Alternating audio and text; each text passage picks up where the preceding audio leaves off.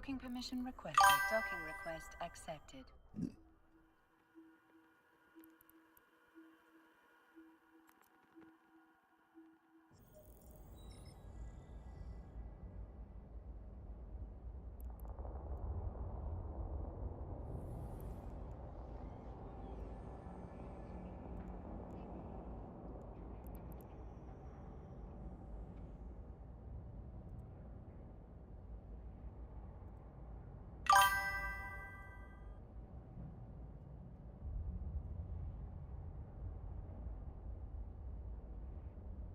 Yo, yo, how's it going, Canuck? Getting things ready for the show tonight, and then, yeah, we will be doing a little bit of PvP. See if I can find some solo PvP, or maybe, might get joined here.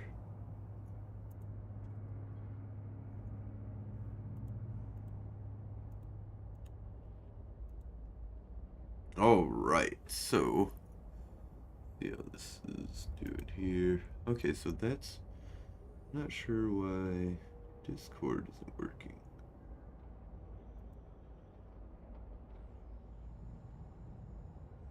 Huh. Not seeing myself talk in Discord. That's very odd. Let's double check that.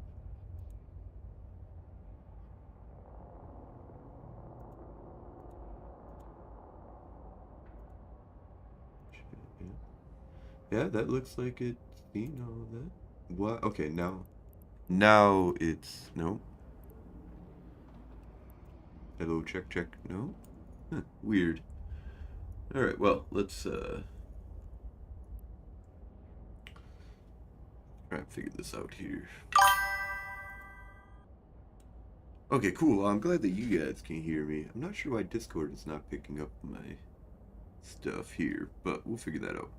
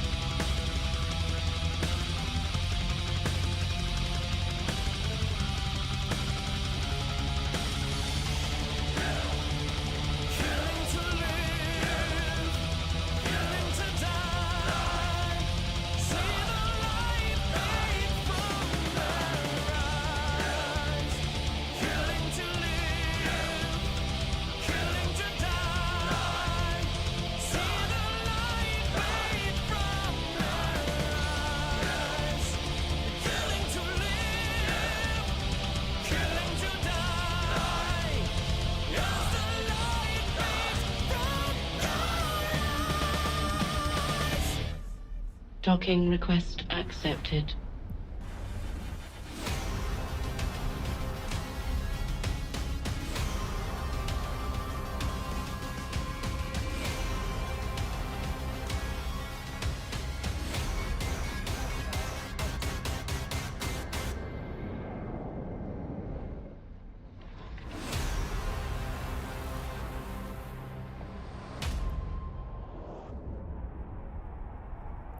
Good morning, New Eden. Today is November 10th, 2024, and this is the Federation Frontline Report. Tuning in here just a little bit before,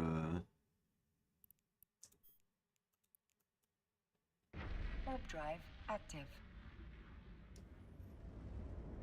just before the show here to see if we can find some PvP.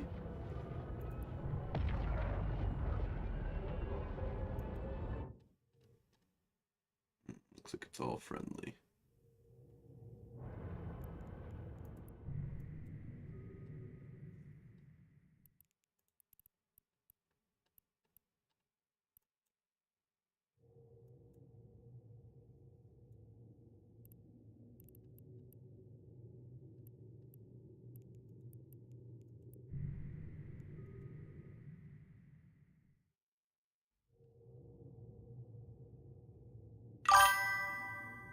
Amar victory. Of course, of course. Horses, of course.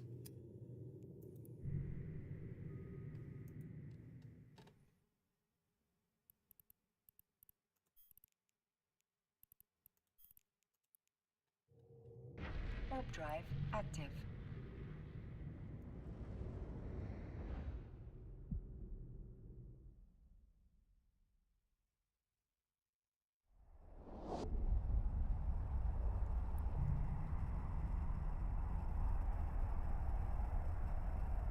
Wouldn't be a stream without the constant reminder, mate. Absolutely. Need to remember that the Amar are about this city.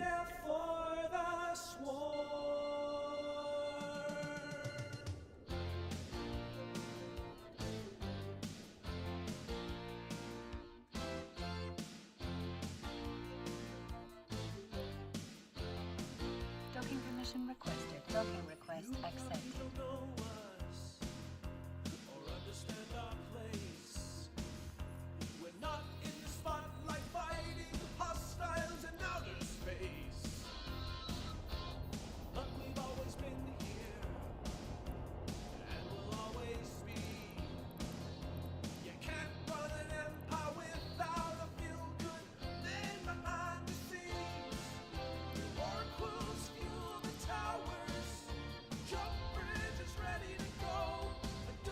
Alright, so this should be good. We built this citadel for you, for the sword.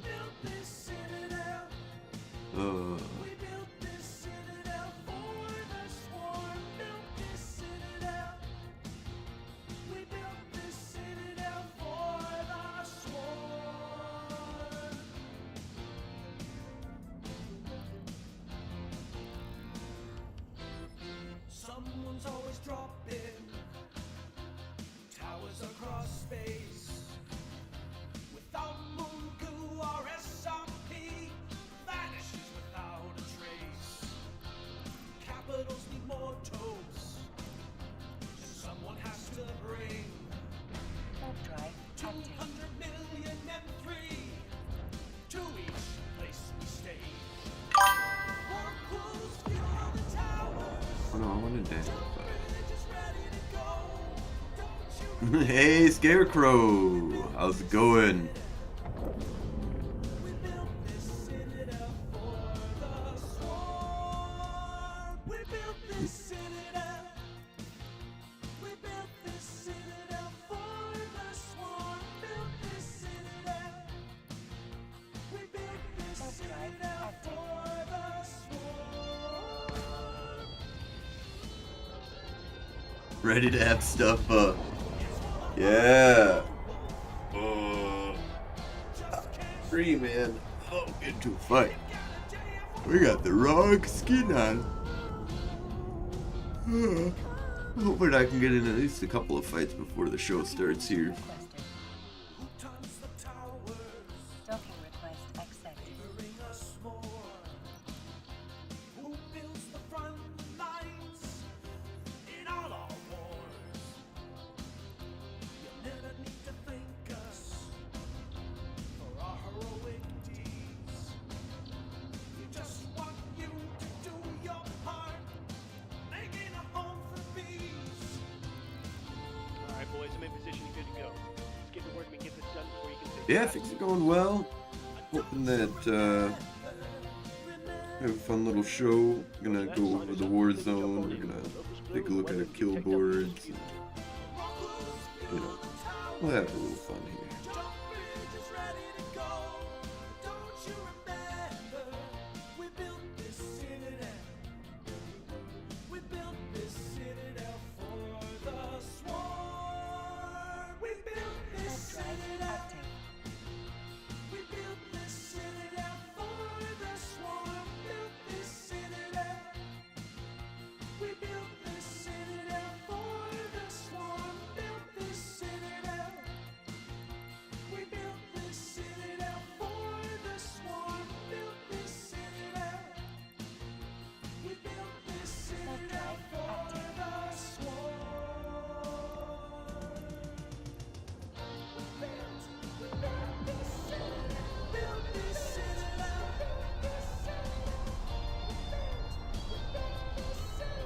Built this citadel. Built this citadel. Warp drive active. Built this citadel.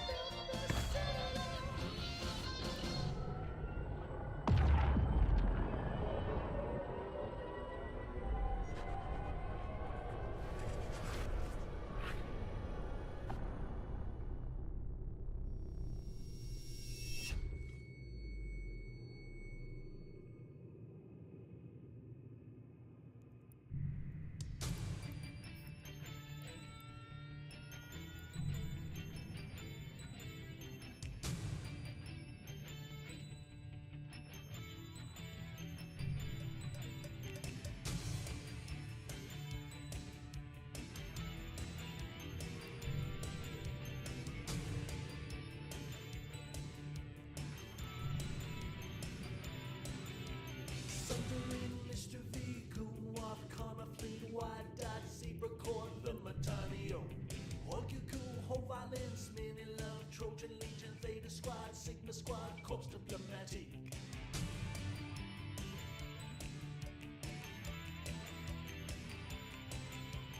Void El Cushions, Nova Ridge, Torpedo, Concord, Hold My Beer, the new All right. Warrakini, Vexor, Code's got a new king, multi-box and catalyst, freighters go bye-bye. Like the Sino, it was always burning since my clone's been learning. We didn't like the Sino, no we didn't light it, but we tried to blab it. Lenny Kravitz, I want it, dreaded and pandemic, horde, money, badger, coalition, CFC, die. Tissue, dirty, diversity, darkness, Swassend, OSS, circle of two. New beat, test alliance, please ignore lone tread, black rise, content, ring, pure blind. The forge, Gemini, Iridia, Providence, Wicked Creek, scrolling past trouble in the drone lands. Like the Sino, it was always burning since my phone's been learning. We didn't like the Sino, no we didn't light it, but we tried to blab it.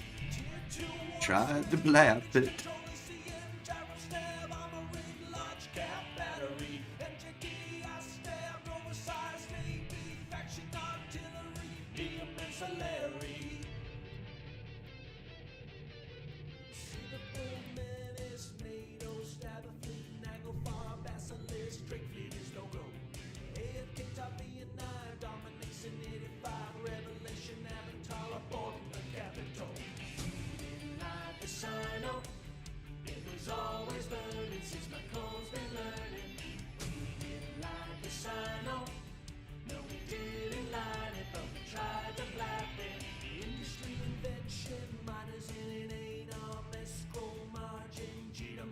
trading. Unmarked faction warfare, name seeming syndicate, fleet of doctrine, fake, not burgle shooting. No time to evac, goons driven out of date. Big country's gone away, still has so much more to say. We didn't like the silo, it was always burning since Macron's been learning. We didn't like the silo, no we didn't like it, but we tried to black it. Yeah, there's incursion, Russian is back again, riding dead complex, paying for a subway flex. $2 local scam, a contract for a foolish man, loyal and non-sperma man, Big Tony's new master plan. RTers, trillionaires, money moves, renters, coalitions, bit of edge, diplomats standing set. It's the lockers on the gates, high sec underwater days, the embassies, casino wars, I can't take it anymore. We didn't like the silo, it was always burning since Macron's been learning. We didn't like the silo, Lasher. we need it, we'll still burn on and on and on and on and on and on and on. We didn't like the silo, it was always burning since Macron's been learning. We didn't like the silo, we didn't like it, but we tried to black it. We didn't like the silo, it was always burning since Macron's been learning. We didn't like the silo, no we didn't like it, but we tried to black it. We didn't like the silo. Well, that was quick. It's always burning since Macron's been learning. We didn't like the silo, no we didn't like it, but we tried to black it.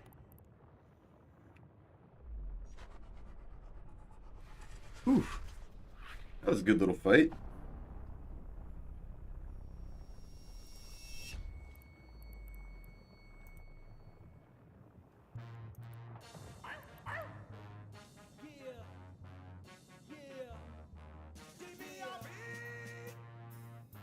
You don't want uncloaked. This cap shit is mine. It's such a fucking game. But it ain't me you see, cause you ain't seeing. Cause you ain't seeing. Look. Warp Cause you drive ain't seeing. active. Look. Cause you ain't seeing. Look. Merch gon' give it to ya. I fuck wait for you to take it on your own. Merch gon' sell it to ya. Knock, knock. Stop on the bed. It's real. Non-stop. Bomb and pay the speed.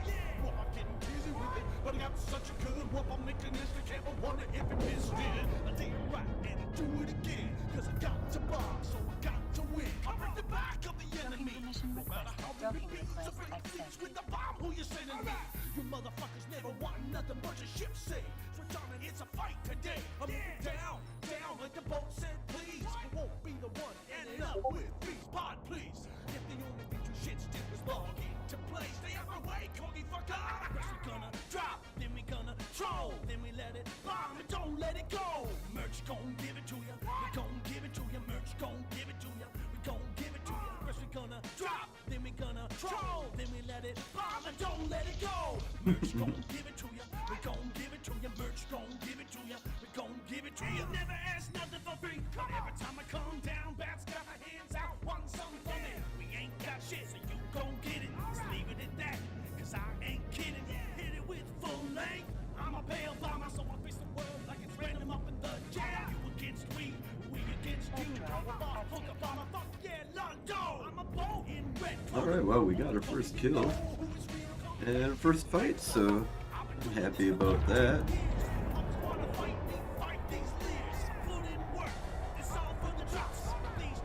Nothing special, but I'll take a kill. Kill's a kill. It's a kill.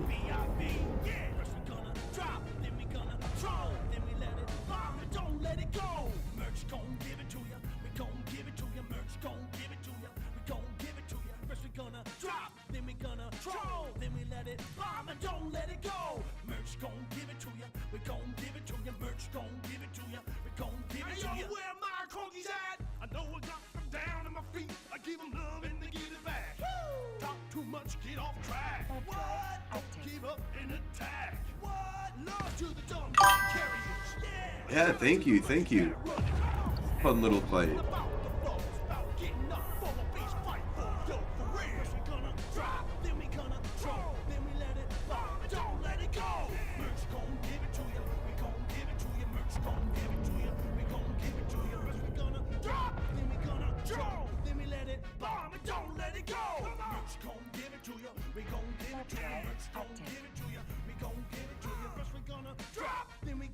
trouble. Then we let it bomb and don't let it go. Merch gon' give it to ya. We gon' give it to ya. Merch gon' give it to ya. We gon' give it to ya.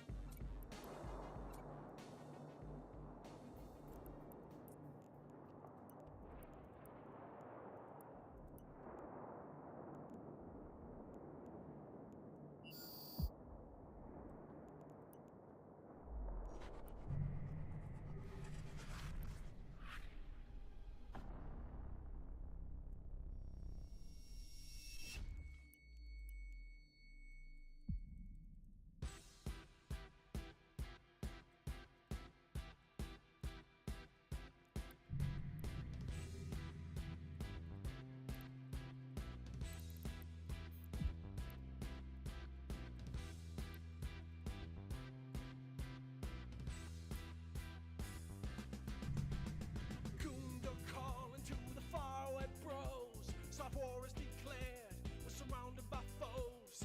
Goon, don't call into the vacationers. Come out of your slumber, your champions are spurred. Goon, don't call, and now don't forget us. Our space realm is threatened by those we can't trust. Goon, don't call, and sending out every ping. Gotta play this smart. There's dual weapon issues that we're gonna have multiple people coming after us. Yeah, play smart. They say they can beat us, but I have no fear. 'Cause Goondor is calling and I'm gonna answer. Goondor calling to the day. Jimmy, how's it going? Don't worry, bro. Oh, Going it alone. crazy day. Thought you got malware on your computer. Freaked out all day. Oof. So it didn't turn out you didn't have it, I hope, that you got that squared away. We're gonna need it. Goondor calling and I'll tell you why. They're all ganging up for a piece of the pie. A great war is coming, the threats moving in. They plan to make us answer for all of our sins. They think they can scare us, but I have no fear. 'Cause Goondor is calling and I'm gonna answer. Nice. Well, good to get rid of it. That's for sure.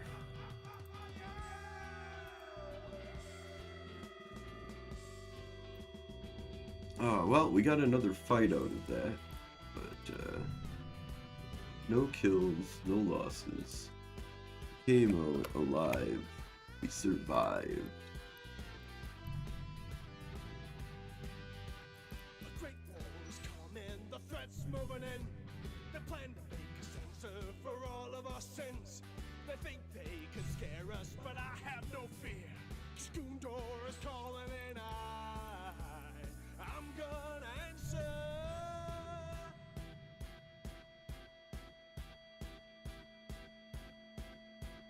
Alright, well, let's do a comic giveaway before we actually Now get this. Goondor calling, yes, I'm get the show going here. So, exclamation point, play to get in on comic giveaway.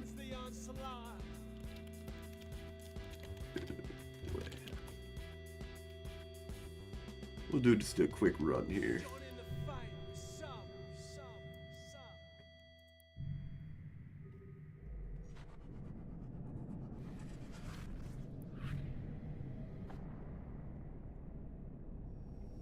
Scarecrow is in.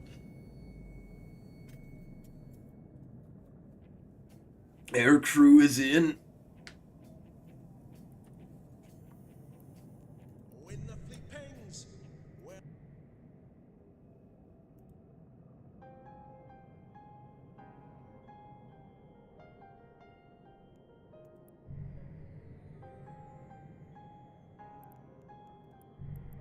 Howdy, howdy, howdy. How's it going, air crew? The sun glows bright in the system tonight. Not a spaceship on my screen. A kingdom of isolation, and it looks like I've been seen. My God. There we go.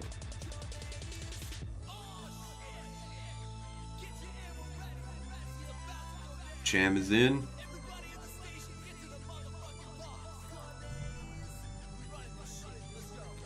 Do well. Man, a route. No, I'm in a comic. I'm in a comic.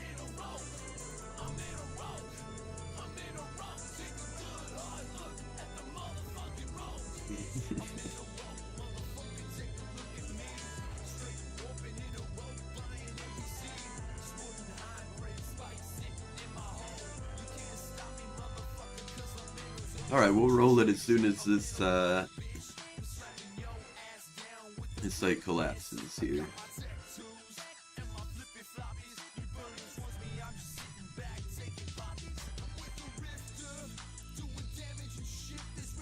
Doing damage and shit.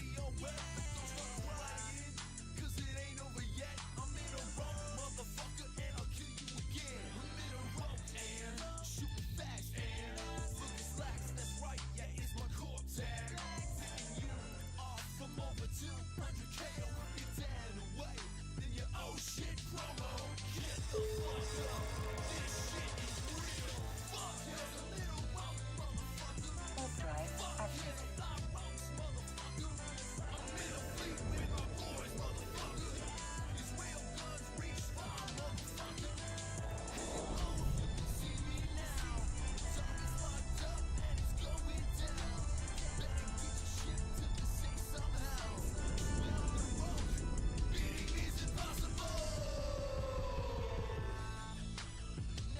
Docking permission requested. Docking request accepted.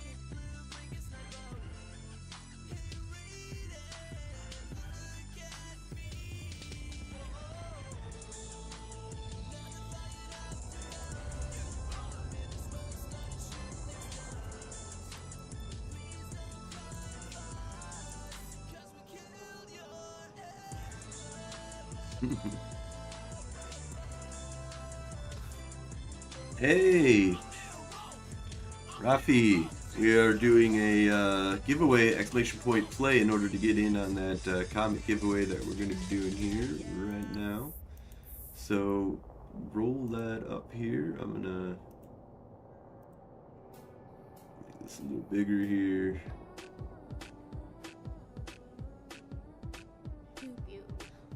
All right, let's do a roll off.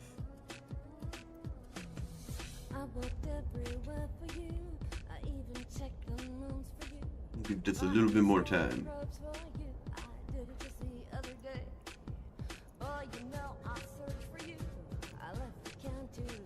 All right, 10 seconds.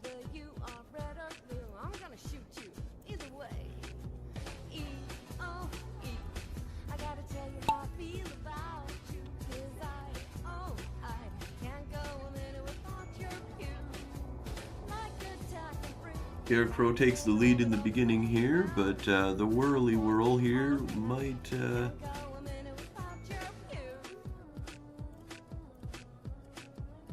change things up here. There's obstacles in the way. Being first in the beginning is not always the best. Let's see, so actually I am looking really good here.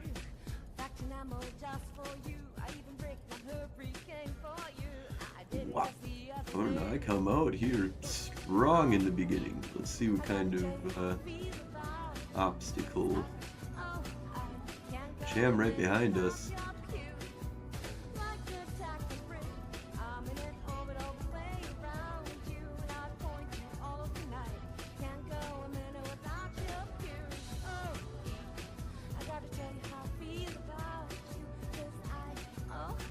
Ooh, look at that. Rafi is way ahead now, it looks. By getting down that center road here.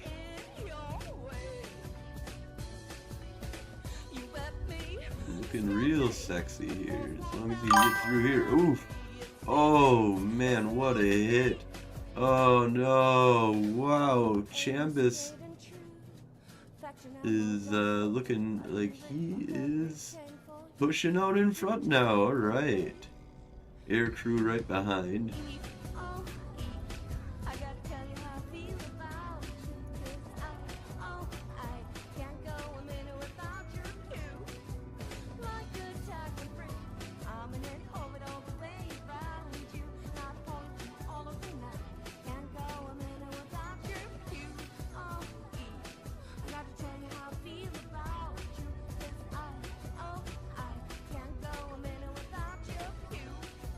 Yeah.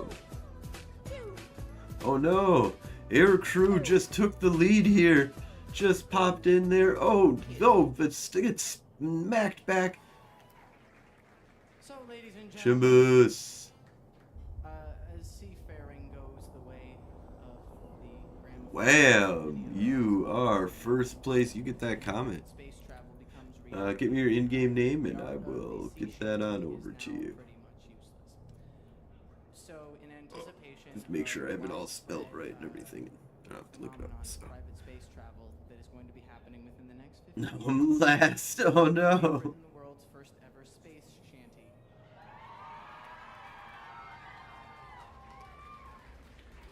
So the next time you are doing your seafaring, think about this song instead. Look towards the future, ladies and gentlemen, is what we're trying to say. With the Senate. Alright, I'm gonna start this one off in a little 6-8 time. 6-8 times.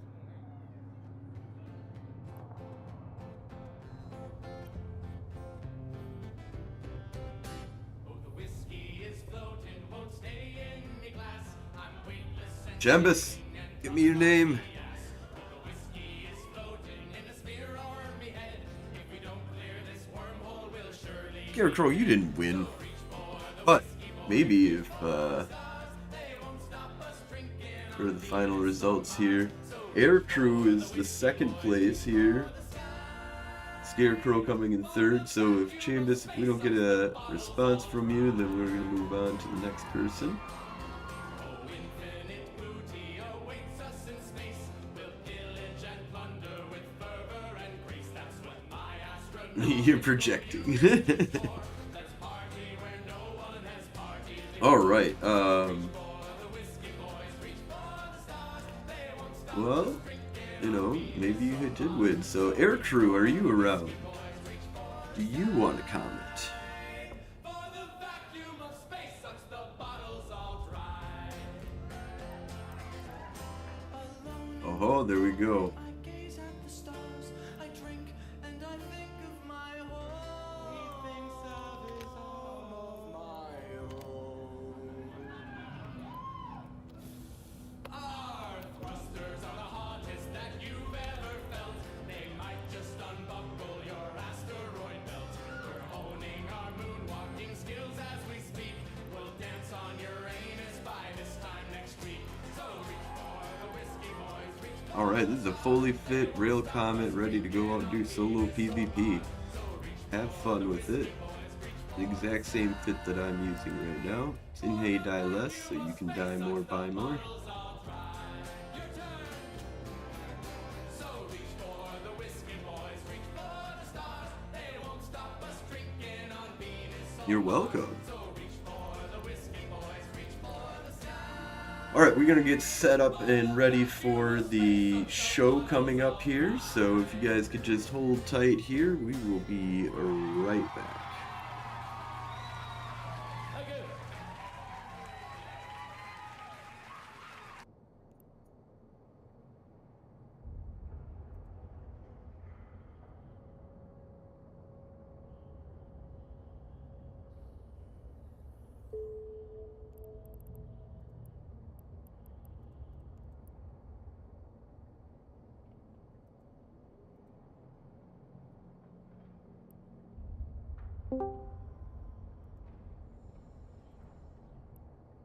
Hey, how's it going, Night Flyer?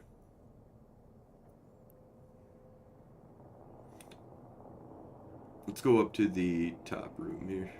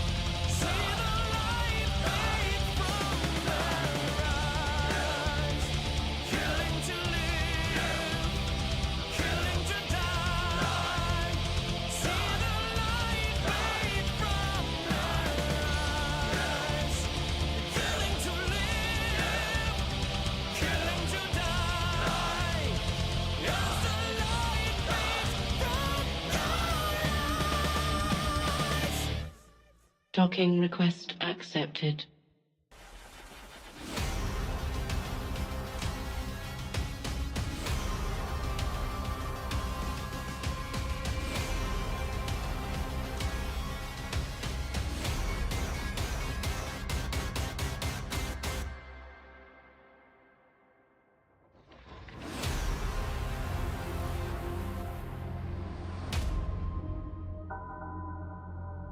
Good morning, New Eden. Today is November 10th, 2024, and this is the Federation Frontline Report. I'm your host, Frozen Fallout. My co-host here today is Nightflyer. How's it going, man? Doing good. Good morning, everybody. Thanks for tuning into the show. So yeah, things are going really well in Galente space. We've lost some ground since we had it almost 50-50. 40, it was like what, 44, 45 or something like that for a little Yeah, bit. there was some flipping back and forth because of the insurgency up in Villarreal or Renaril, same thing. Yeah. So it kept kind of flopping back and forth. So we took that, but we've given up some of the little outskirt systems, Anathanol and Anato, things like that. That kind of they constantly flop back and forth. So yeah, but we've I think up north we've kind of pulled back a little bit. And then Devon, of course, is a thing. So I noticed that Pinacasto is now under their control. Yeah, we were up there on a battlefield earlier in the week and just trying to hold it off. We held it off for like a day. That was kind of the same thing up in where we got up there? Aranaco. We've kind of battled back a bit. So we might be able to take that back again soon. Yeah, so let's take a look here. So we are at 15% contested, so just recently flipped, but we did have the north and south connected for the first time in a long time.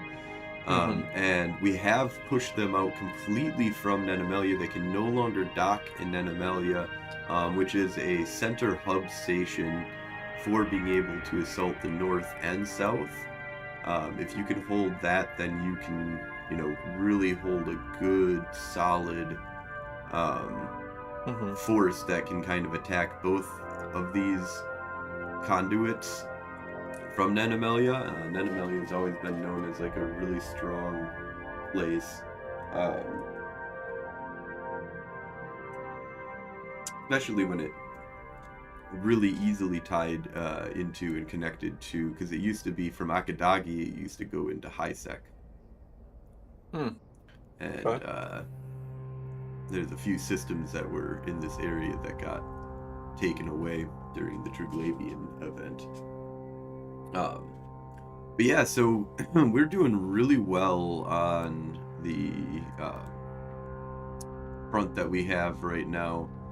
The Frog Pond up north here is just really kicking ass, and then we've got the General Gal militia down here in Hades. We've been holding the line, pushing Onasikin, fighting in Devon.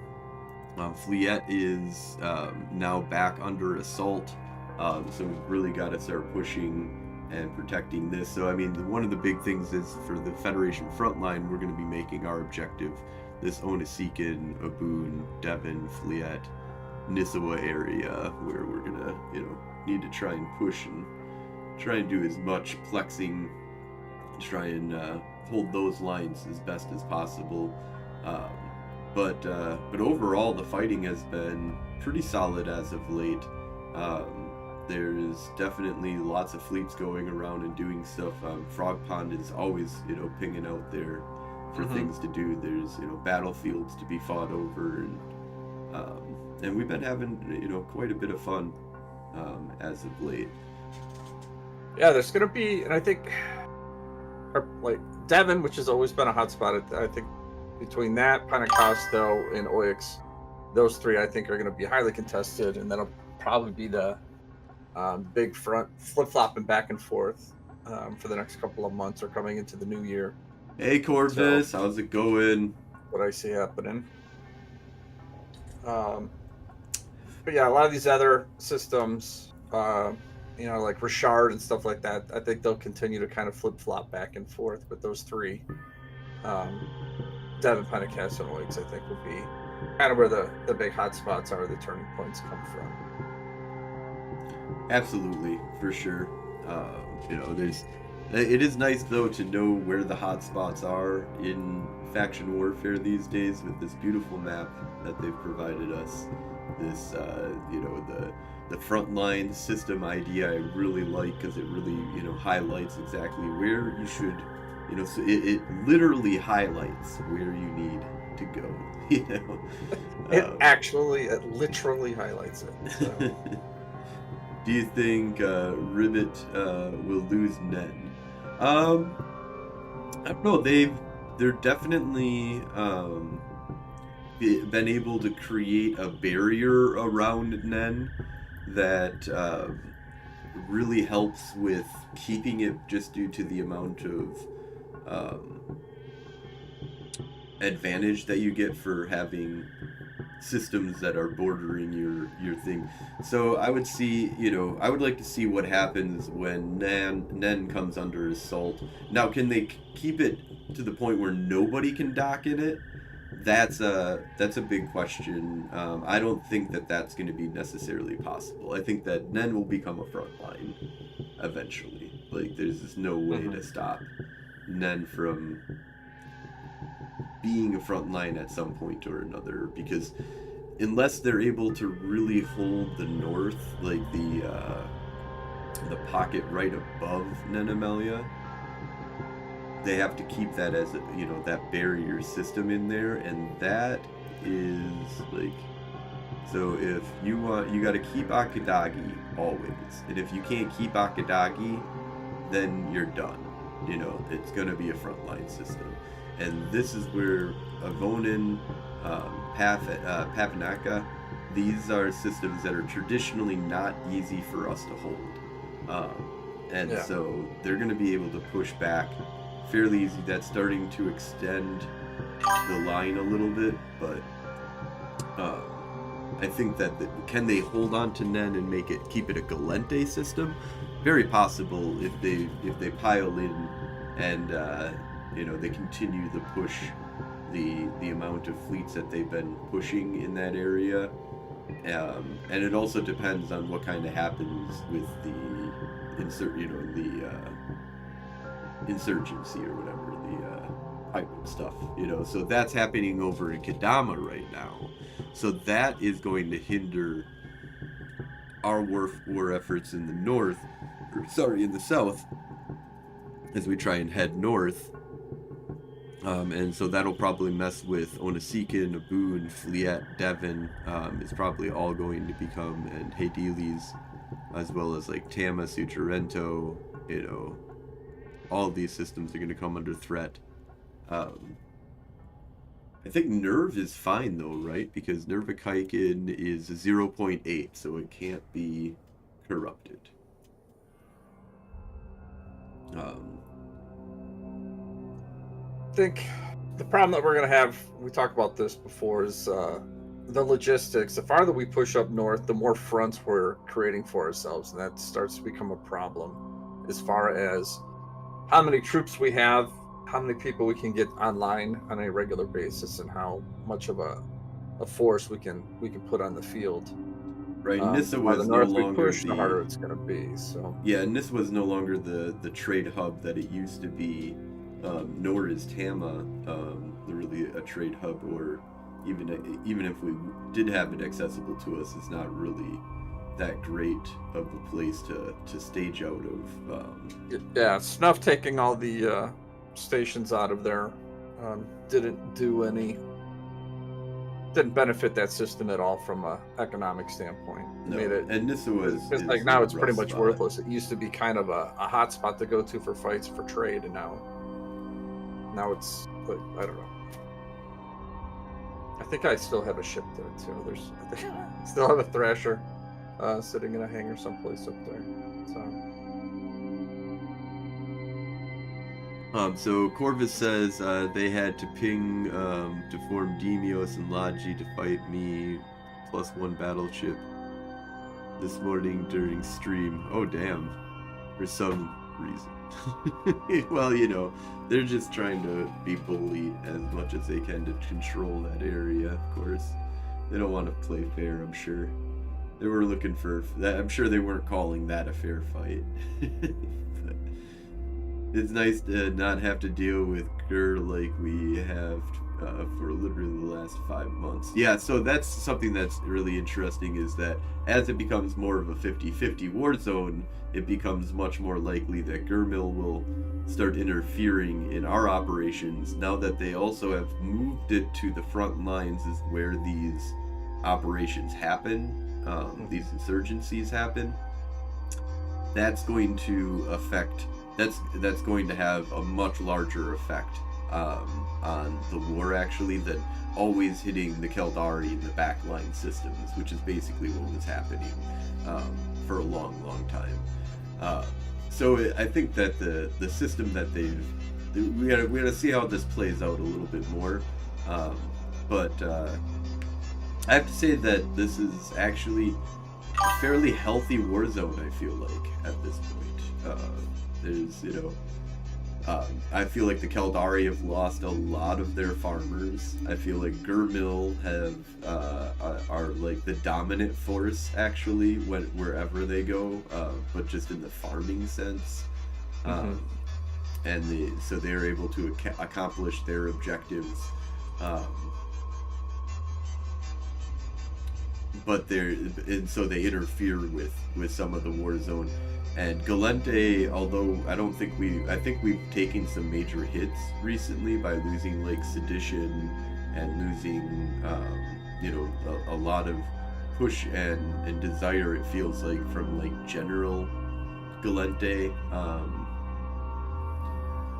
Let's see, the CCP pinwheel, where every system choice is EHA. Do you guys have many mission runners? No, we don't have really anybody doing missions. No, missions are the worst. They were the worst. They're always the worst. Fuck missions, and I'm glad they're basically the risk. dead. Yeah, the risk reward's not there, and then you're gonna take standings hits. So yeah, there really is no reason to do it. Much better to go flexing. Yeah, I thought we originally talked about this when they came out. I think we even had a talk with Aurora at the time. Was that these missions would have an impact of some kind on the front lines and everything, and I don't think that ever really got developed or got pushed through because nobody does them. So I guess even if people were regularly doing them, would we see any kind of impact? I thought that was kind of thing, like, you would have more of these supply depots and that kind of stuff pop up, the more missions and stuff that you would run, and that would allow you to have a better advantage in the systems.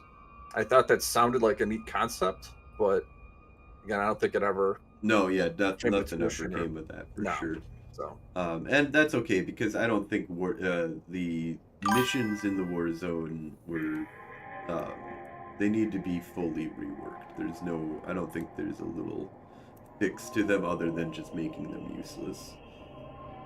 Yeah, no, that was a huge talk. One of the CCP, I can't remember who it was. Was it Kestrel, maybe?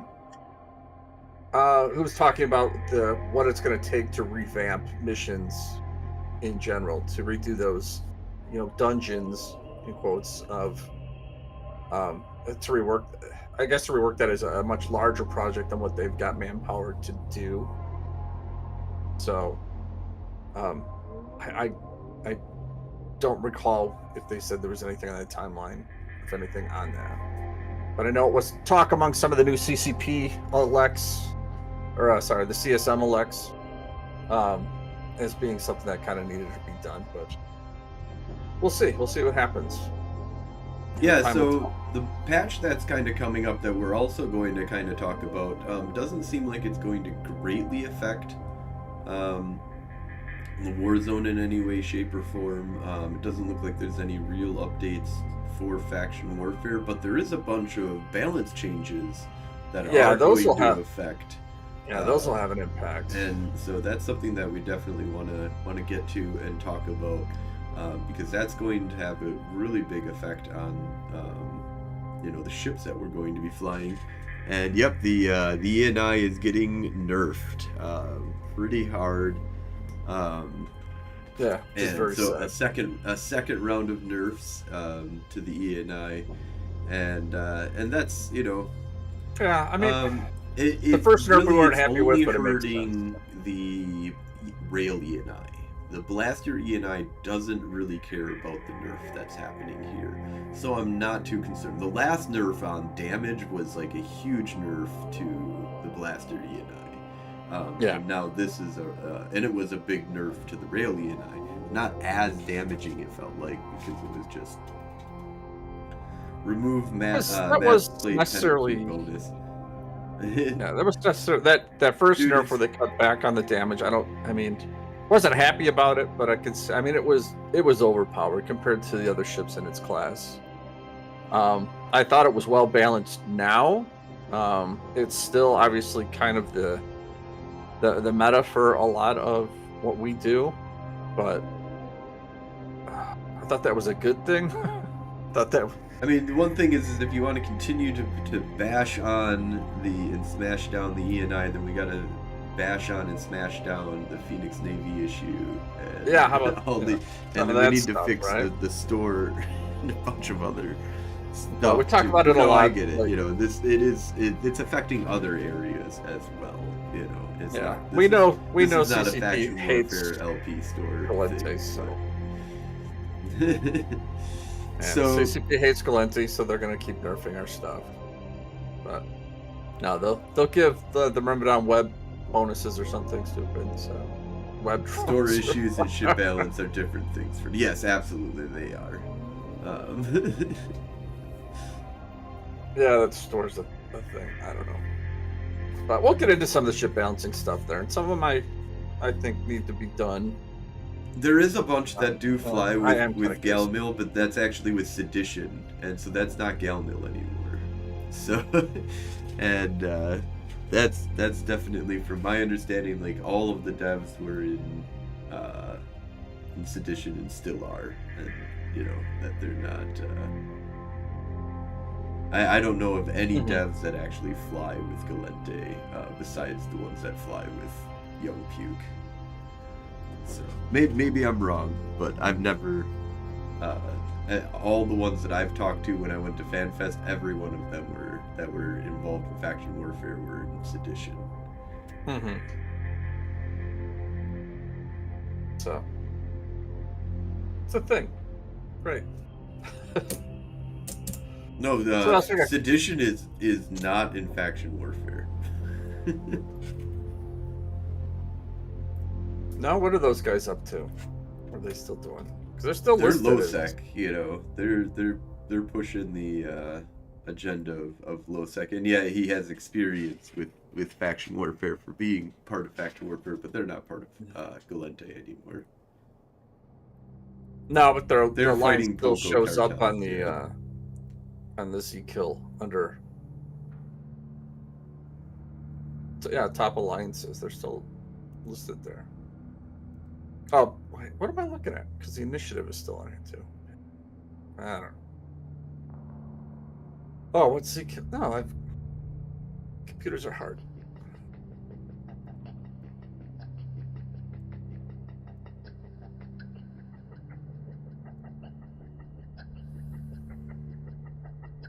So other things going on in the war zone. We have mustered up some pretty good stuff for the battlefields, especially anything offensive. We've been, I think, putting together a good force for. And there's not currently anything out right now, so I don't know where the next one's gonna pop. Yeah, well, I mean, we just got the one completed in Nissawa. That was an easy solution for the Galente. We had no contested reaction from the Keldaria at all, but once again, it's an extremely low contested system at this point, so it's hard to feel really good about winning like 20,000 LP per person for hours of work.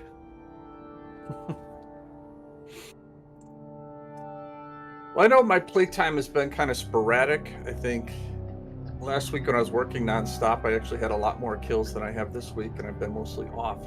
So I think that's, I don't know what's going on there. Maybe when I'm off, I'm concentrating on all my other hobbies and yard work and that kind of stuff that's going on. But even though logging on last night, there wasn't a whole lot of activity going on in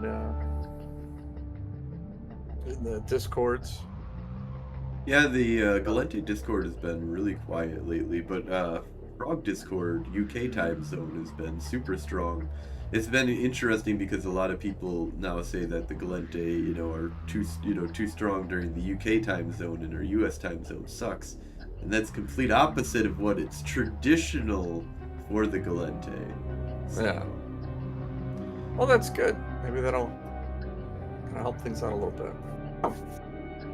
Might get used to getting into that time zone. Sounds like Corvus had a really good fight with Ribbit in the BF, a BF recently where they had DNIs versus Prof Navies. And then there was, sounds like a few Megas brought in, and then some Ravens. And Yeah, I've actually been doing some industry and building some of the Megathron Navy issues. It's not it's one of the ships I really like, but it's not really good in its class. There's better ships in that class that you could go with. Yeah, I mean, I think you're almost better off saving the money and resources and just building a regular Megathron compared to the investment of the Navy issue. But yeah, well, I'm waiting to see how much prices come down with the changes that are going to be happening, and how things are kind of going to be shaping up in the future, where hopefully battleship prices come down. That's one of the big things that we're looking for. Is can we get battleships to be a reasonable price, and then we can start flinging them at each other. Yeah, the economic report, and again, I'm not an economist, and I only catch bits and pieces of Oz's stream because he streams at weird times for me. But looking through it, you can see that the overall ship prices are down. They're down like 5% or something, so... Yeah, no, that's... I'm hoping it kind of trickles down a little bit more. Oh, and yeah, there's so much, the no plate bonuses, no shield bonuses, all that stuff. We're going to get to that stuff here pretty soon. Really quick, before we jump over to patch notes and stuff, let's just take a look at the kill board here for the Galente. 1 second here.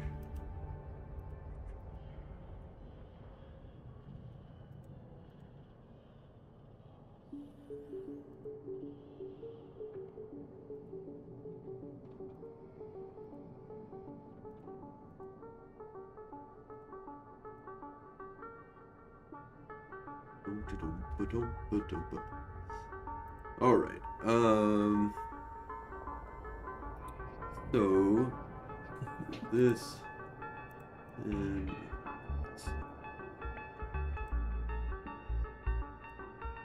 yeah, I know this isn't very exciting to watch, everybody, but if I try to pull stuff up on my screen, my computer lags, which makes the stream even worse. So Frozen's got to do double duty for us, so I appreciate that. No problem. I need a better rig. I was talking to my kid about that. We're kind of improvising this where I've got to move it into the right spot right now. Okay, so we've got that moved around, and let's go into the Galente Federation here. Just kind of take a look at a couple of the stats here that they have. Zoom up a little bit.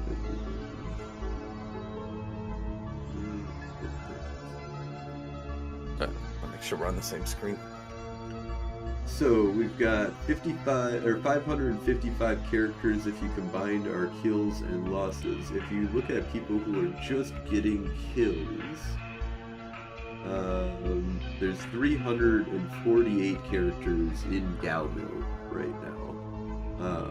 So if we take a look at the Keldari, let's take a look here. So Keldari, if you combined people who have lost and got on kills with Z-Kill, they have about 1,180 characters that are involved in the war, and about 744 of them are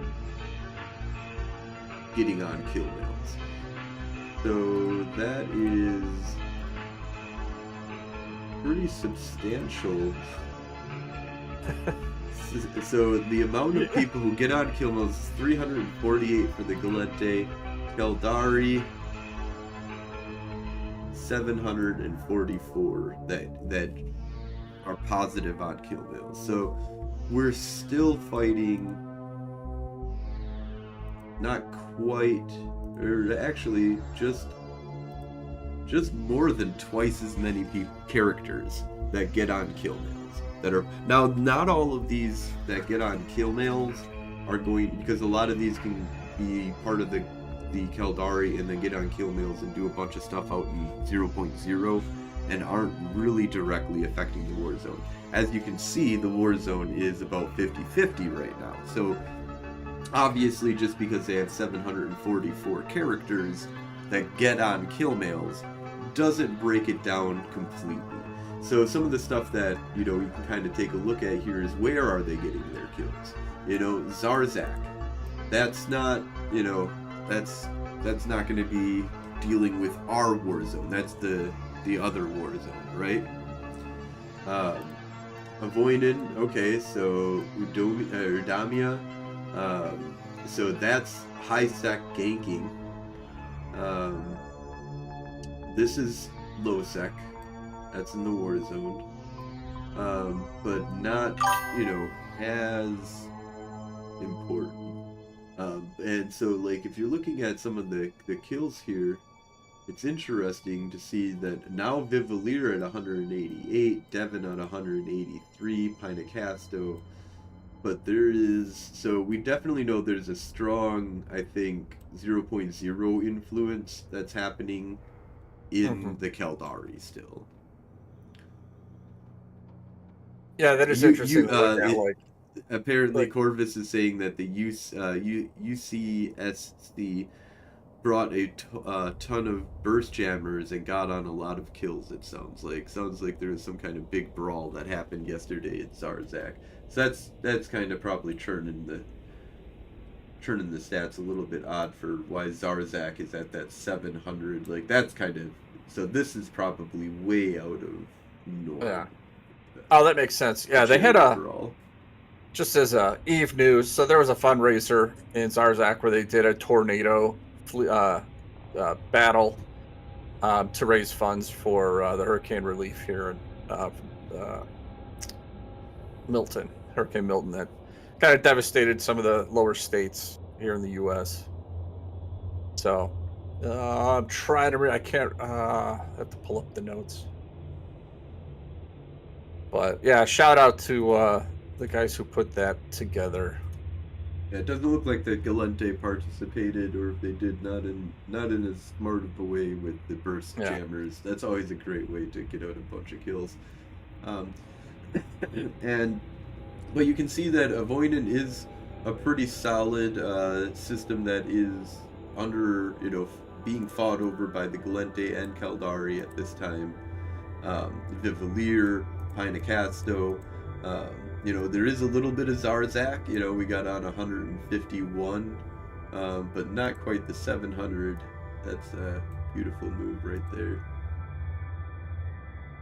Yeah, Tiltify put together that fundraiser, so thanks a lot. Also, another shout out for Sasquatch, another streamer, friend of the show, who raised $11,000 for the Extra Life charity for the Stollenary Children's Hospital Foundation. So Spectre Fleet streamers doing well. appreciate those guys putting that effort in, making us all look good.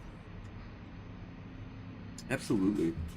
But yeah, so Warzone is, very still heated. There's lots of fights to be had, lots of places that are hot zones, lots of single PvP to be had as well. So definitely go check out the front lines, see what's going on, have fun out in the Warzone. And let's kind of take a look then at the, do we want to look at the generalization first? Let's look at the Revenant is coming November 12th. So this is 2 days away. We've got Tuesday is when this is coming out. Let's see here. I'm going to play the video here. Sure.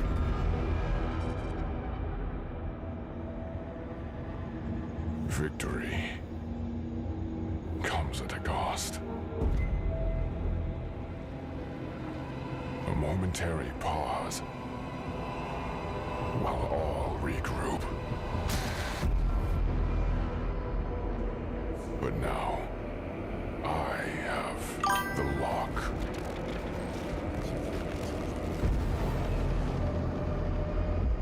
Bring me the key.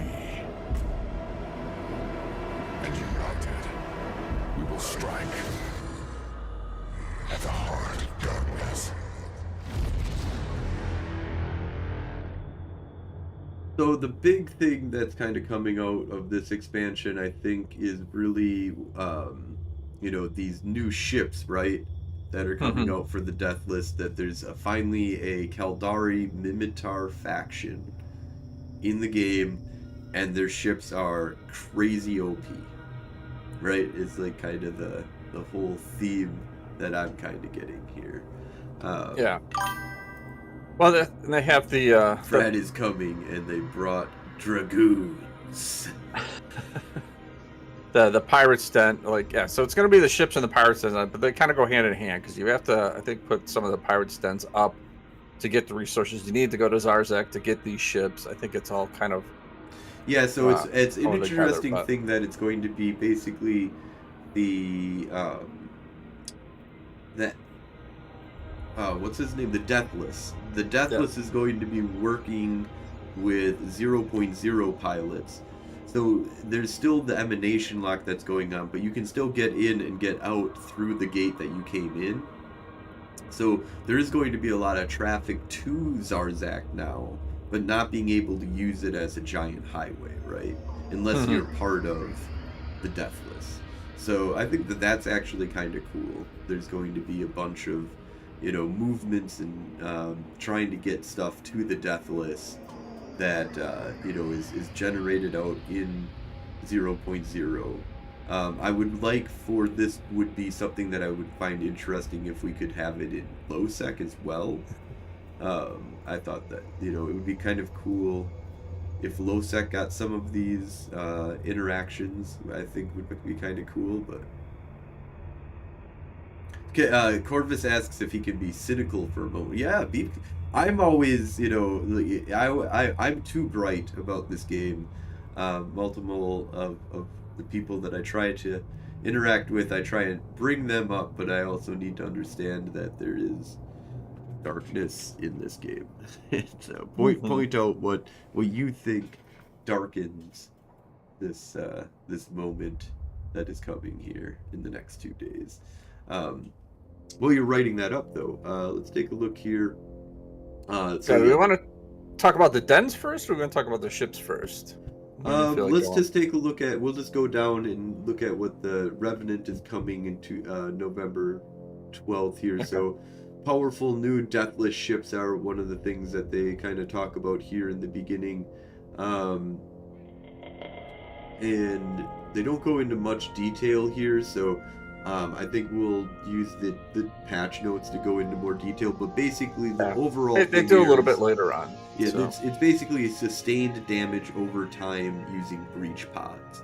And these breach pods, hit you, it stays on you for like 75 seconds, and it does damage over time.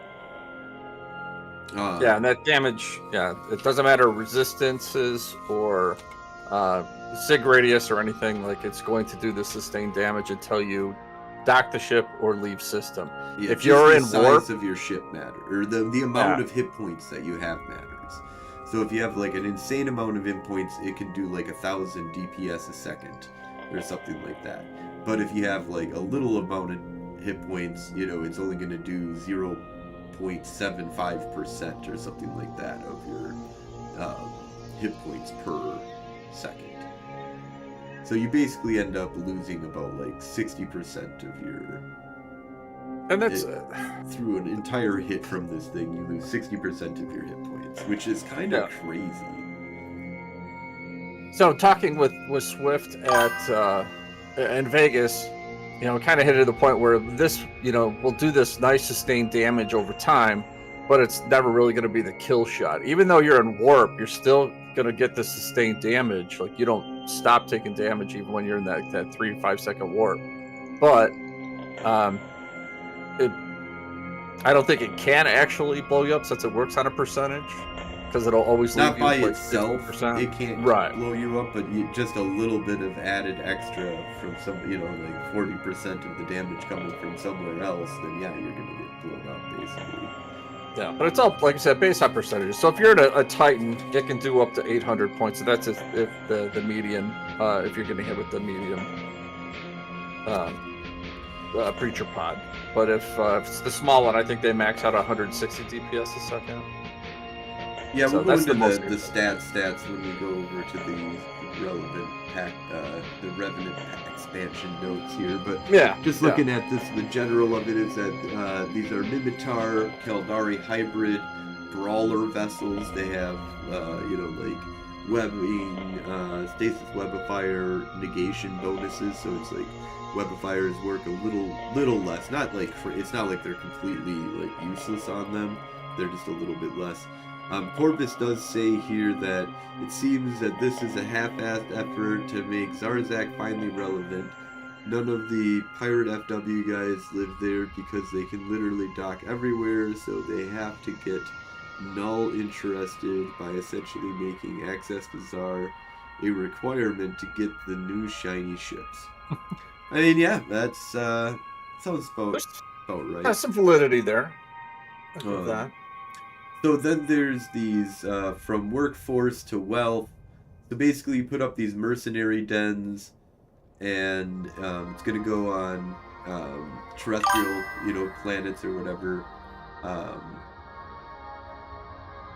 These are going temperate planets are going to be basically harvesting. Well,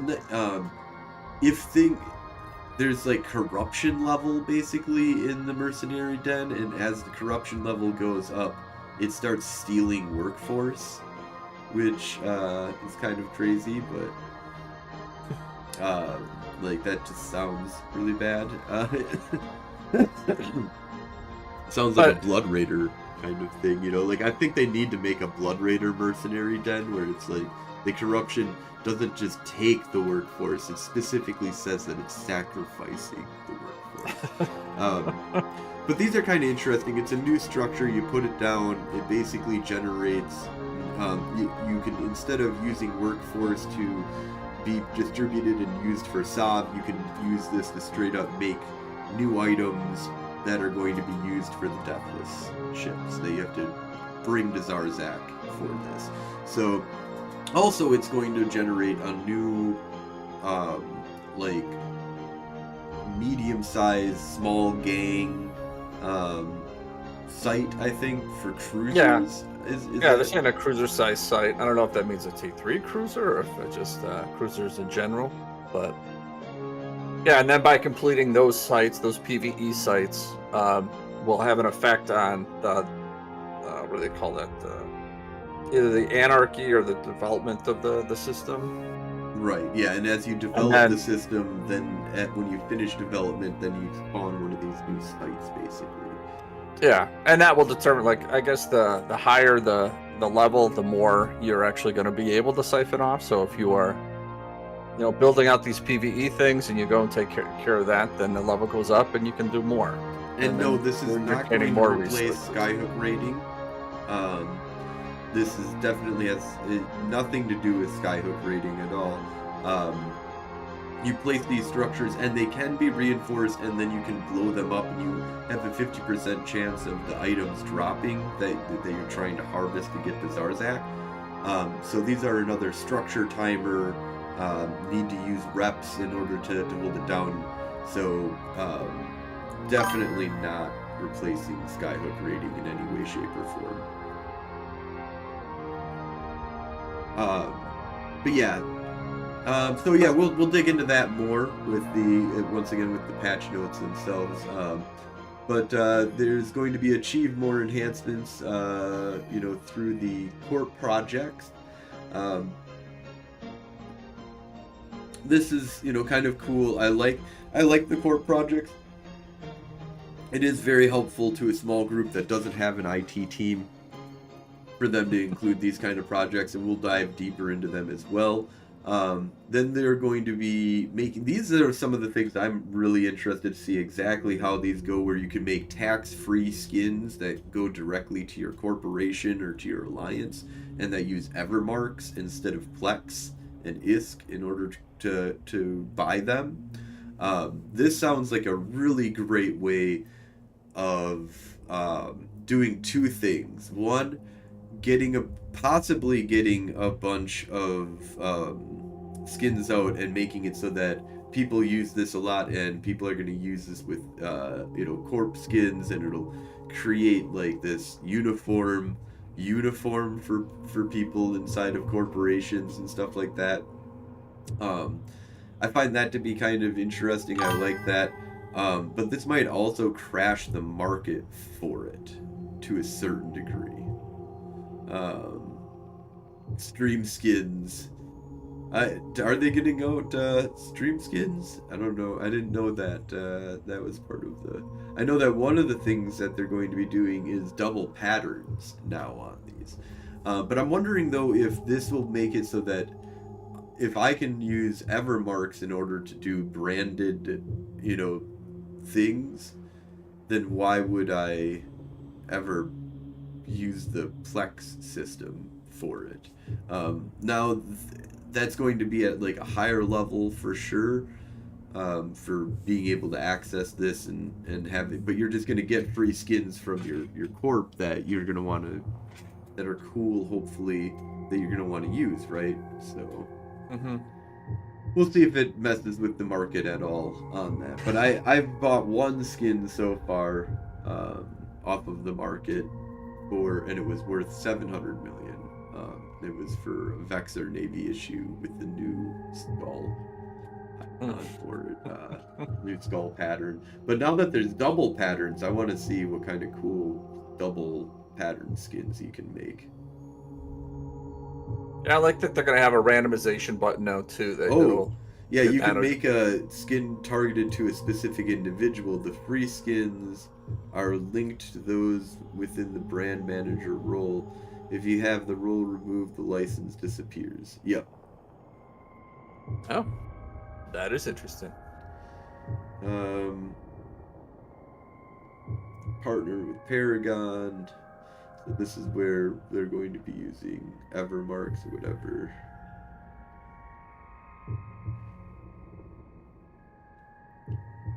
And then Vanguard event updates. So from November 28th to December 9th, Vanguard descent planet side, impacting the ongoing war in New Eden on a grand scale.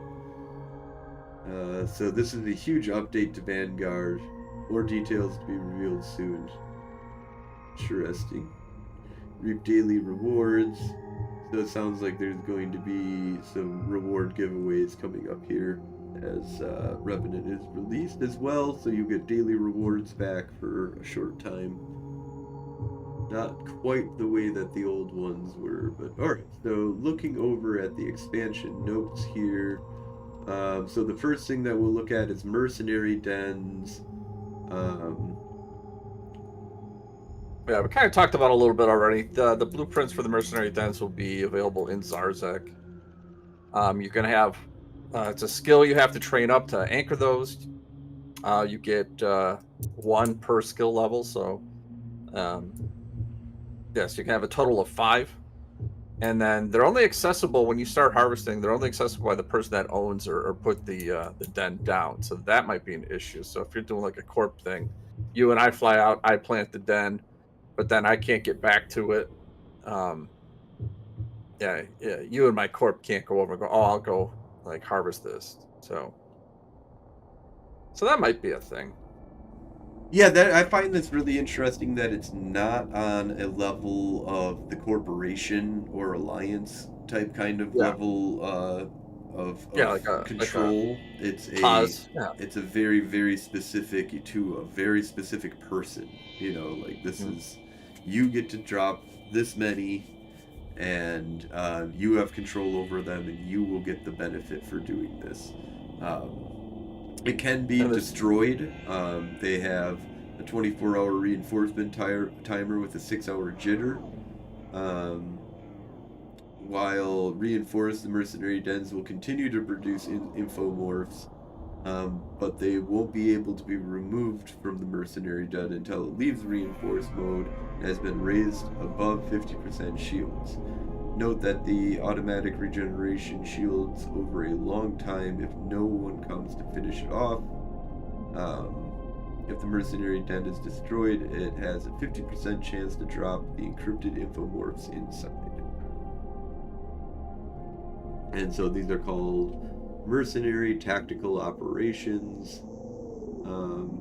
Mercenary dens there's a new event that you can, a new site that you'll get that's these mercenary tactical operations. Mercenary dens will occasionally give their owners the opportunity to run MTOs, which are similar to existing PvE content such as missions and escalations. They're aimed for, it's not group play, it's solo player in a cruiser. So this is another one of the things where like you're building this up and you want to like get this going, and it's really just going to be to one person that the rewards go to. This is once again not an alliance level activity in any way, shape, or form. Yeah, I thought this was kind of weird when it came out, because I thought you're talking about siphoning off of the skyhook, and so I thought it would be something like the pirates would do. Like if someone's got Sav out in Elsec, I'm gonna take my pirate group out there. We're gonna drop one of these things, and we're gonna start siphoning off from their skyhook, and from that we will get these, informational. That is something that I find really interesting about this. I also kind of had the feeling that this was going to be like an offensive module, or like offensive structure that you could put down on something, and it would like affect it and be bad for to have these going. Yeah. But from like reading through these notes, and again, this is coming out in like 2 days, so I thought we'd have a lot more information on this. But it's definitely a good thing. You want to put these down. Like these so if you have I'm gonna put it on my own skyhook force to spare, right? And that's going to be like the one thing about this is that there's going to be a bunch of Diplo that's got to be tied into using this instead. So because it's not an offensive module, it's a enhancement, possible degradation in workforce that may be needed for. So this is something that needs to be managed by top level management, but also needs to be doled out on an responsibility is doled out on an individual basis, right? So that's going to be rough. Like I'm not looking forward to the logistics, not necessarily logistics, but the project management that's going to need to be gone into this for large groups. And I'm kind of okay with that to a certain degree. If there is a certain level of like, if you make things extremely high level of bureaucracy, it becomes harder to manage that bureaucracy, and it's better to like tone down. But Eve has been well proven that it's just like no matter how much you increase the bureaucracy, they'll figure out how to deal with that, and they'll just use more of their 10,000 members to deal with that bureaucratic bullshit that needs to be there, or that you're trying to use to hurt them. So, in the end, I don't understand why this isn't a corporation level thing. Yeah, it seems a little weird, but. So, but yeah, it generates development over time. The higher development will cause the mercenary den to increase production yield of its infomorphs over time. And then once it gets full, I believe that's when the MOT appears. And then there's anarchy is generated over time and decreases when it's successfully completed an MOT or MTO. Higher anarchy will cause the skyhook it's placed on to siphon workforce production, preventing the workforce from being used by the sob owner. So one thing that's really interesting, I think, here is that it's not siphoning workforce at all unless anarchy is happening. So at the beginning of placing this, it's not taking any workforce you want one of these on every one of your planets, every one of your temperate planets, right? Yeah.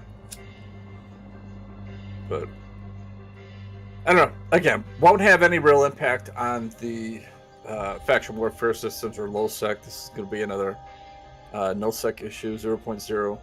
Yeah. And but we know that that's what they're trying to develop. They're trying to develop ways to solve.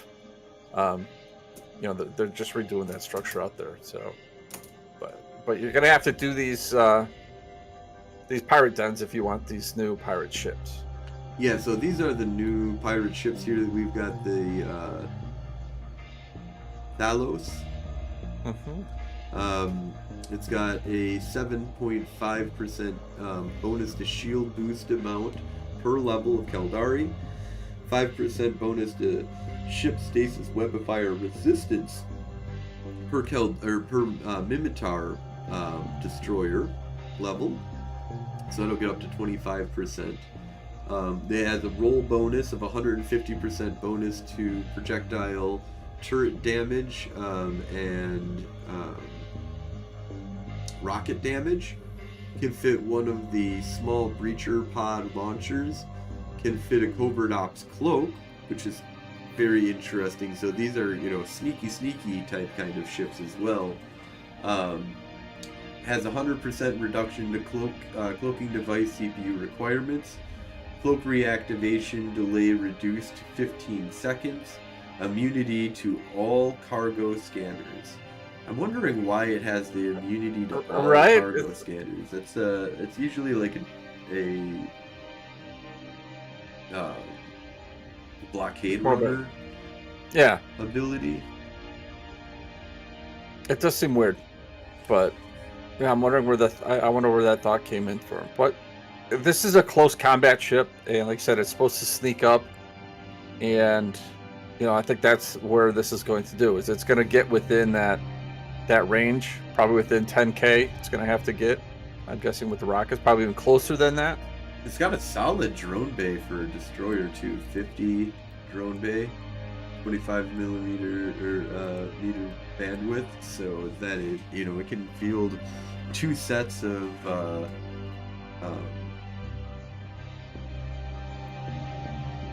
light drones, which that's pretty impressive actually for a destroyer that has 6 highs, and that'll be dealing a really ridiculous amount of damage to one target over a long period of time. This is something that is going to make active tank way more important in a lot of situations actually. But it all kind of depends. I'm wondering what the price of these are going to be in the beginning. How much, are these new infomorphs going to be worth, quote unquote? And so because they won't bring too big of a change to the battlefield if they are super shiny, right? If they are, if you can't get a bunch of them out there and be able to mass produce these, then as soon as one shows up on the battlefield, you blow it up, or it's going to be used as sneaky operations, you know, against a couple of people, but it's not going to affect anything on a bigger war zone, anything that has multiple people fighting with each other. But it would be interesting to see like 4 of these come in and just start, you know, pelting random people throughout the fleet with this like massive amount of damage that if you don't have an active rep, you're gonna have like a huge amount of strain going on to the Logi. So it's got 6 highs, 6 mids, 2 lows, so shit for its lows. 2 launchers and 2 turrets. So it's split damage types, but it has a bonus to both of those, so you don't, you know, you can either choose one or the other, and I don't know, I guess newts or something like that you could put in those extra high slots, but you're probably going to do turrets and launchers, and both of them are capless weapons, which is great. Both of them, you know, with the rocket damage bonus, you're going to be wanting to be close range. We've got drones, like we said on that. So pretty solid looking destroyer here. Looks like it's going to be a shield tank ship for the most part, 20, 40, 50, 0. So pretty standard. So looking at the battle cruiser that they're making here, though, is another boost, 7.5% bonus to shield booster amount per Caldari battle cruiser level, and the stasis web of fire resistance bonus again. 100% bonus to the medium projectile turret and heavy assault missile damage.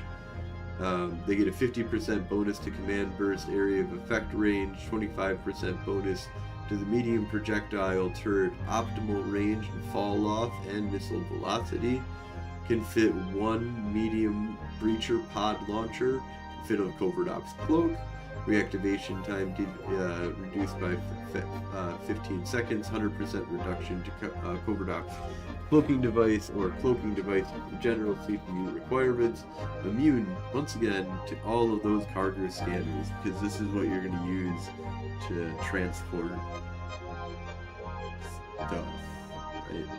Yeah, well, it's the first thing I think about too. Is you know, when you know, I'm in a battle and someone shoots me with a breacher pod, I'm like, yeah, I wonder what they have in their cargo. I better.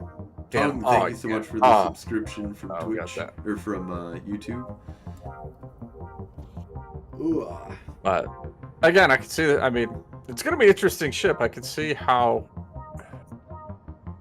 you know, it could be effective. Yeah, but yeah, it's gonna.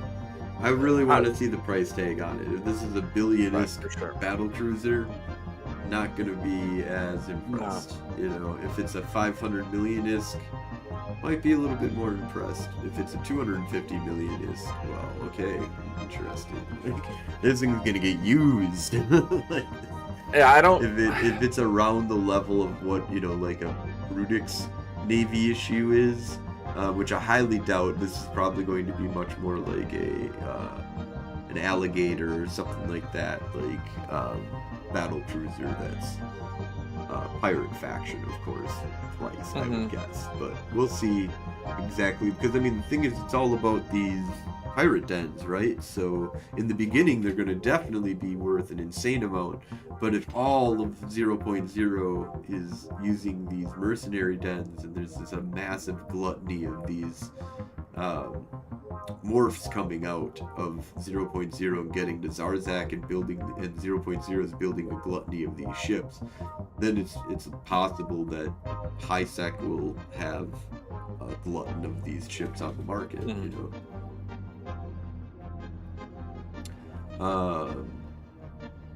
Yeah, well, so getting hit by additional breacher pods doesn't hit you.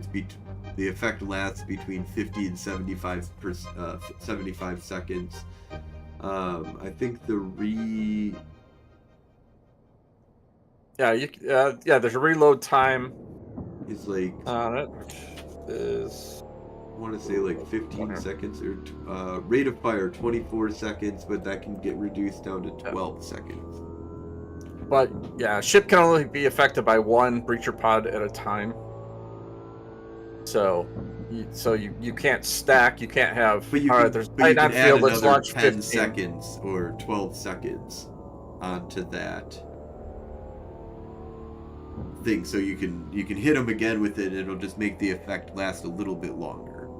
But if you hit multiple people with it, then all of them have this, going on them, and then you can, if they're not getting actively tanked, or if they're not actively tanking or having Logi heal them, as Logi becomes, overexhausted, you can, basically hit up to like 7 targets, right? And have 7 targets that are all in this like bloody pain before you come back to that first target that you hit. And this would be interesting. It's a dot over time. We've never had dot over time, mechanics where this is really like, if you warp off, that doesn't matter. If they warp off, it doesn't matter. And if they jump through a gate, it doesn't matter. But one of the things that does matter is docking, I believe. Gate transferring, was there a thing about possibly? Yeah, I think you can gate transfer. If you leave the system, I think that negates it. Warp doesn't, tether does not. Yeah. Now, tether would still heal you, I believe, as you're getting damaged. Still getting damaged. Yeah, that makes sense. But yeah, you'd still be in the effects of But you still have to get tether. Also, you might have a combat timer, so you might not be able to get tether. Yeah. What I haven't seen anywhere is these charges. Like, is there a mass to them? Are they like smart bombs or something? Like, I mean, are they? I wonder what size they are. How many can I fit in a hull? Is it like ammo or is it? Volume is 0.1 and 0.5. Oh, so nothing. So yeah, you can. This is basically so like I was wondering if they're going to be like bombs. 100 meters square. So, right. All right, I can put like 2 in my cargo hold. No, these are just going to be shot every second that you can possibly shoot them, as long as the ammo isn't too expensive in the end. So it looks like they do have a fairly short range. So the small pod is only 6 kilometers. Maximum of 0.6% damage over 0.75 with max skills for HP damage per second. Maximum amount of damage that it can do per second, if it's whichever one is higher or better or worse, basically. So if the max that it can do is 200 damage per second, basically. That's the most amount, the likely that you probably don't have that much HP, so it's going to do 0.75% of your max HP. And this is your base HP, so if you have a big, giant, huge buffer tank, this will do way more damage to you than if you have a skinny active tank. Yeah, it says like if you have an assault damage control on your ship, then you're gonna receive like full damage. So that's another thing. I've been enjoying flying a lot of those ships lately. I've had a couple of what the hell are these things? Retributions. Duh, that's what it is. Oh yeah. So I've had a couple of retributions. I've been enjoying flying those lately. Because of that assault damage control. But if this gets hit with that, you're gonna take that full damage in there. Same thing. It says Roricles with Panic are also gonna apply. I do find it really weird that the rate of fire for the medium breacher pod launcher is shorter than the small. So the small only shoots every 12 seconds, 24 or 12. Yeah. But the medium shoots every 12 to 10 seconds, so it's faster, actually. Yeah. It's faster and does more damage, and it's got a little better range. There's new skills for it. This is where it'll all increase its damage, and so this will take time and/or free skill points and/or injection in order to get these skills up in the beginning, of course. So, premiums. But it is like a launched missile, and so therefore can be countered with smart bombs. So yes. Yep. So, because I was thinking, all right, well, you're going to shoot at a Titan, but most Titans are going to have a smart bomb on them, usually just for. They still have to time it properly. Yeah, true. Yeah. Well, I guess. Yeah, you're not going to be able to like react to it because, like I said, these are close ships. They're going to have to get within. Yeah, what do you said 6K just to use it. That's with max skills. So 6 for the small, 12 with the medium.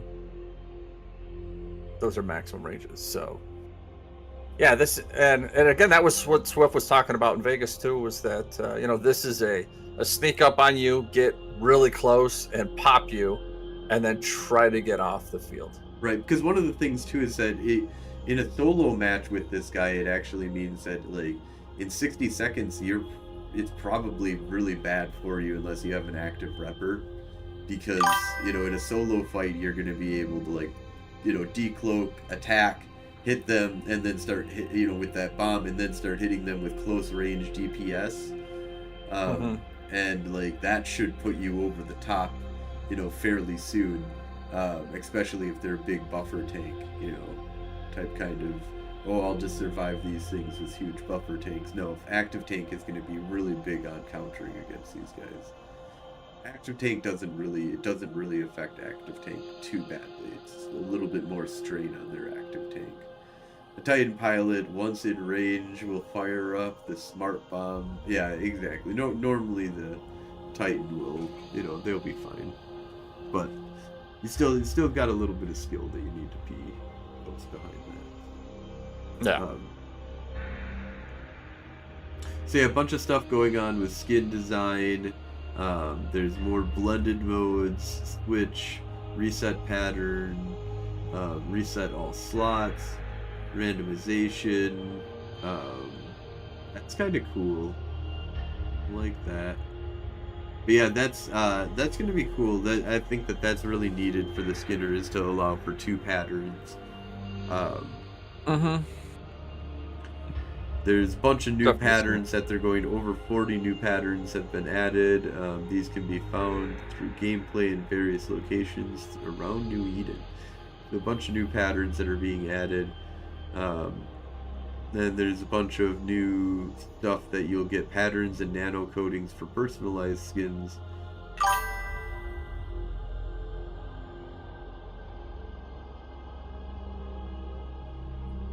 Kronos says, get in the grappler range. It wants to give the deathless ship a big, warm, melting hug.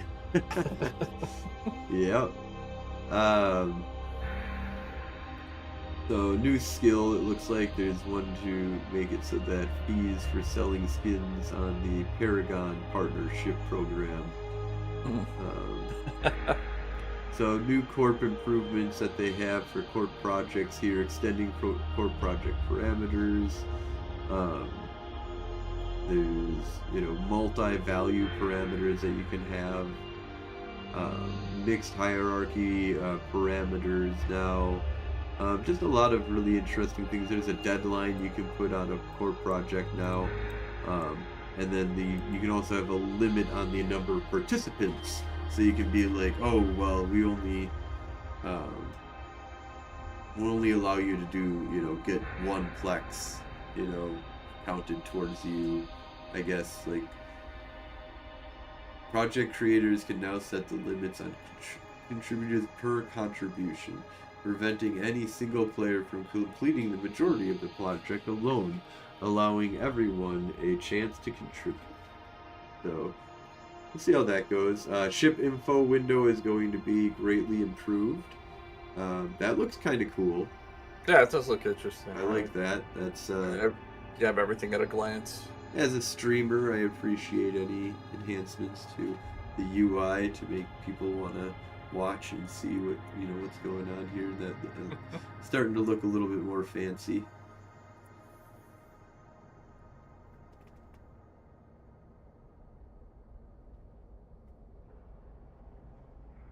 So now there's going to be glorified mutaplasmids and mutaplasmid residue, I guess. Yeah, and this seems nice because we've spun up I don't know how many you've spun up, but I've spun up one. You just get crap, and you're like, well, what do I do with this thing now? So you can just recycle it, or you can just throw it on a ship and go, okay, well, it's got this crappy, module on it. But yeah, now it's saying, okay, well, you get that, well, you can reprocess them. You'll get actually some of your plasmoid stuff back, and you can re-roll again. So Interesting. could be a benefit. Yeah. Yeah, I haven't done really any of this. Has this been something that you've participated in? Only a little bit. It can get expensive. If it's not something you're big into, but if you have the components, it can spin stuff up. But if I were to have like an officer mod, do I want to take the chance that the plasmoid makes it crap? So if you're guaranteed no matter what, it would be better. Yeah, guaranteed though, I like the idea that at least there's a chance that a little bit, that still sounds like the glorified are not going to make it 100%. This is going to make sure that it's a really, that it's a good item, just that you won't get as bad of a roll, and you can get a much better roll than normal. So yeah, we'll see what happened here. But this is another huge big change that they're going to be making. So these are the balance changes that are going to be coming. And this is what's going to affect the war zone here. So Marauders, 100% bonus to shield extender hit points have been removed. 50% bonus to armor plate bonus removed. 5% additional bonus to reinforced bulkheads hit points removed. So they are no longer going to be able to become brick tanks. So this, when it comes to small gang fighting, this is not a hit really. You've lost some of your buffer that happens maybe, but more than likely you're not using any of those modules. You're using active, modules to give you big boosts in the shield repair amount that you get. So this is not going to be too big of a hit on the small gang one, but it is going to have a huge hit on people that are doing like 30 or 40 of these and are running around doing big sites and stuff like that and doing fleets of these, because you gotta have more, you want to have tank on them, that a buffer tank, so that they can survive getting alphaed by somebody. So this is going to be a huge hit to them being a fleet ship, a ship of the line. Though this is kind of kicking them out from that. Also, the Vargar is going to be taking some hits here, with the fall off bonus is going to be reduced from 10% to 7.5% per level. The CPU is getting reduced from 625 to just 600. Buffer tank also to keep from getting ganked. Yep, that's a big one too.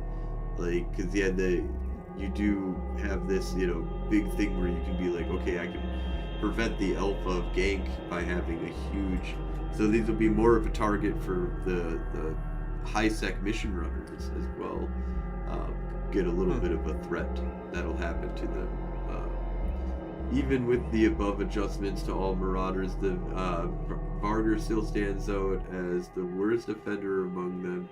It is currently the #1 highest damage dealing ship on average for all of the kill mails in null sec security and wormhole space. So basically they're just cutting it back to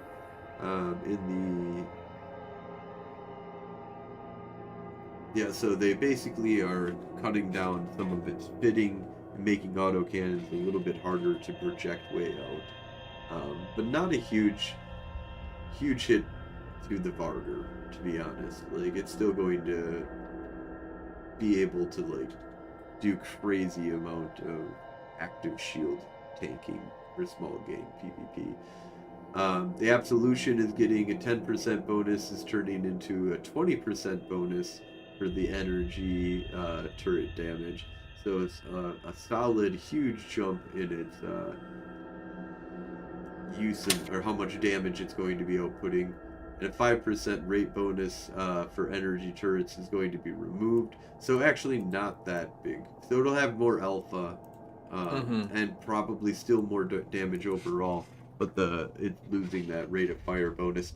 But that'll also help with probably making it more cap stable.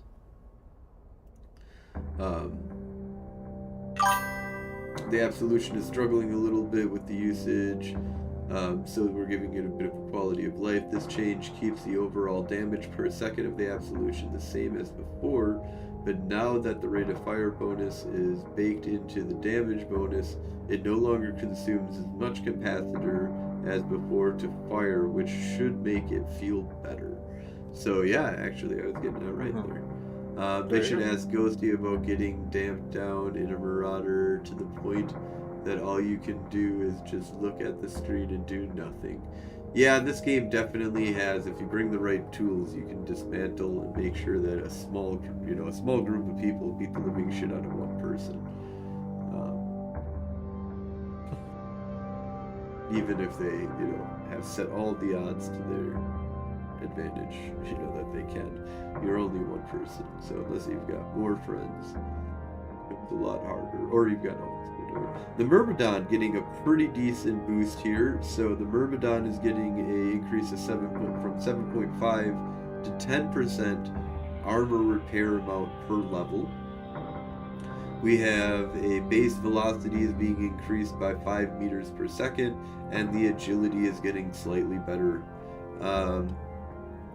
So I think that's okay. Having a 50% bonus to armor repair amount is pretty cool. I might have to reevaluate and look at maybe adding more of the Myrmidon Navy issue to fleets that I want to fly. Harbinger Navy issue is getting a power grid increase. The Cyclone Fleet issue is getting a power grid decrease, and a rate of fire, its rate of fire bonus going from 9% down to 7.5% per level. So that's a pretty big hit on the Cyclone Fleet issue. Yeah. The Execure Navy issue, taking one of the biggest hits here, has got a medium hybrid fall-off bonus reduced from 10% to 7.5% per level. Base velocity reduced from 280 to 270 meters per second. Agility is being nerfed from 0.4 to 0.44. Signature radius is being increased. We're just punch. So Yeah, I think that you're not gonna move. You're gonna move slower. You're gonna be a bigger target to hit. You're not gonna be able to line as fast, and your fall off has been shortened. So always try to gank me green. Just again, I think this is just kind of pushing towards the fact that now the Omen Navy issue is just looking more like a better go-to than these. Absolutely. And that's, so it's, we've had our time to shine, and I guess it's, over to somebody else. Also, the Stabber Fleet issue is the one that's looking really good here. It's getting a 5% bonus to medium projectile turret fall off per level. That's huge. That gives it that, much bigger fall off when it comes to its guns. It feels much more like a Stabber now, or it will, and that is looking really cool. So the Stabber might be the new E&I, It's looking really sexy. Yeah, potentially, yeah. But yeah, Omen Navy issue is probably going to be sitting really pretty though too, as well as a very good opportunity or thing to do if you want to do short range or long range. You can kind of switch it up fairly easy. They're doing distinct modules, icons for each individual item now, so it's going to be it's going to be a lot easier to distinguish between the different modules and what they're specifically supposed to be used for. This is one of those nice quality of life things that we talk about often in the game that CCP could do. Would be an easy fix and just kind of make things just a little better. And this is that. Just little quality. You have all these modules, yeah, they're just a little different. So when I'm looking at my ship, I can say, okay, that's that's a gyro, compared to the whatever else is on there. So there's the graphics overhaul that's going to be coming to this Forsaken's, the Sanctums, the Havens, the Patrol, the Horde sites. 100 different nullsec anomaly sites have objectives panels now, so you can now easily see what wave you are on and how many NPCs remain at a glance. That's interesting. Several NPC groups now warp in instead of spawning. That's kind of cool. New rogue drone relic sites have been added. And then there's Potch. Potch is going to, let's see here, on average 40% of the site's total value is going to be put into these surveillance data commodities. So basically they're going to be making it so that, you have to get an item and then go sell it in order to make money off of these observation posts, these stellar observatories or whatever. I don't know, it sounds like it's still just going to be a massive ISK, not necessarily, well, this would be an ISK faucet for sure, so yeah, it's gonna pour ISK into the game.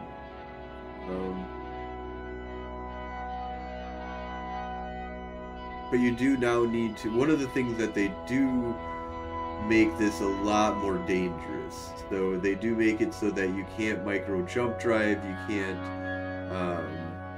warp, you're stuck basically. Cloaking is disabled. So basically, if you're in this thing, you're in it to win it. You've got to win it.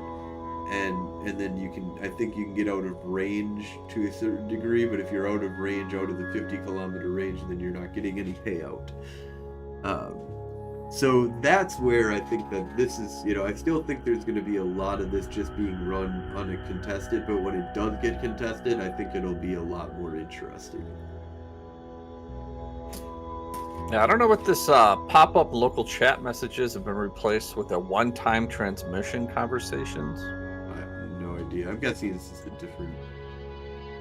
different thing that'll happen. So it's normally there's like a pop-up that has like a local chat message. So I think that basically it's going to be a little bit easier to hide that you're doing them. Oh, okay. Unless maybe replaced with a one-time transmission conversation. I don't know what that means. I don't.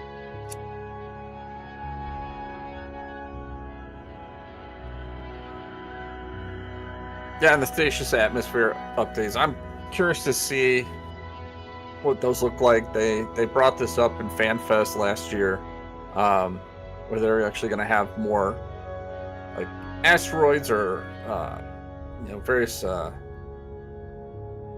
nebula type stuff around stations and things like that. So I'm curious to see if they actually implement that or what that looks like. I hope it doesn't cause any strain on CPU speed, as I'm kind of struggling with that right now. So, my graphics. I don't want them getting all jittery with all these updates.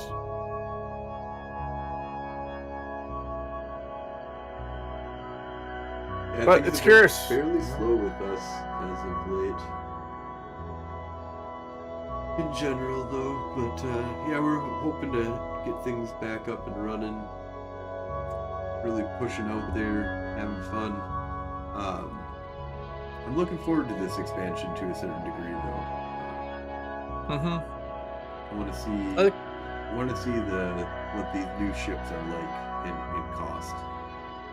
Yeah, they seem like some good changes. They've talked about having to fix Sov out in Nullsec. This is like the path they're taking to get there. And again, won't have a huge impact on us in faction warfare and the day-to-day level, but we'll see what happens as far as like ship costs and things like that coming down in the future. So if you're in Nullsec, good luck with these changes. Hope you enjoy. Yeah, I don't know. That's It sounds like they want to try and make it a little bit more like Stellaris, but there's some problems. Well, I'm still gonna show up. I'm gonna still have my ships blown up, and oh yeah, see if I I can mean, fix it's some- not. This some, isn't do some affecting flexing. me. This is one of the reasons why I got out of the 0.0 game, man. Too volatile. Yeah, I want to live. seems like I a want lot to of live in mechanics. the peace and quiet of low sec, where everything is, where everybody just shoots you all the time, but you can dock. You know. No, I've been out in nullsec for a little bit and didn't like it. I was out in wormholes and hated the logistics of, okay, yeah, you're doing these things and you're making great money on PI and anomalies, combat anomalies and stuff, but you have to get that stuff out of the wormhole. Or if I need ships, I gotta get stuff into the wormhole, and that was just kind of tedious for me. I mean, if you've got a well-organized group, I could see maybe it'd be worth it, but if I play so much solo stuff that it just wasn't any fun for me. So yeah, that's why I'm in faction warfare. I can do solo, I can do fleet, I can, I can be active. I can take part in this a lot easier. Yeah, and that's why I'm here. Undock and do it, and you can, and getting stuff to hey die less is easy. Yeah, it's not a problem. Easy peasy. I just made a whole bunch of ships, a lot of frigates, a couple of cruisers. Oh, and of course the Myrmidon Navy issues. But that's what I've been doing the last couple weeks. All right, well, I think that kind of wraps up what we were talking about with the expansion, about the war zone here. Anything else that we want to talk about before we wrap things on up here? Anything else on the news? I want to give a shout out real quick to a long-time streamer who's been off. He's had some medical issues, but Seiken Eve is now Seiken Gaming. He's been doing some other video games, but he's going to be coming back for Eve. He was a big FC with Eve Uni back in the day when I first started, and really showed me the ropes of how to fly in the fleet, what low sec is like.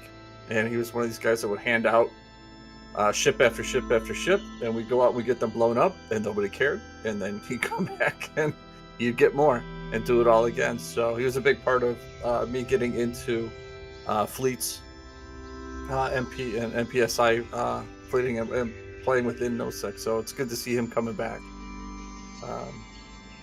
So just shout out to Seiken. Awesome. And then one other thing that I kind of wanted to talk about here is just the last thing before we wrap things on up here is that you could get to the pleasure of hearing the new song that I just had somebody, Moonwolf, stopped by or heard that I was interested in getting a song made about Frozen Fallout, and they created a song very quickly, and it was really awesome of them. And I'm super excited to make some kind of music video for this. I don't have quite a music video, but let's go ahead and just listen to this real quick here.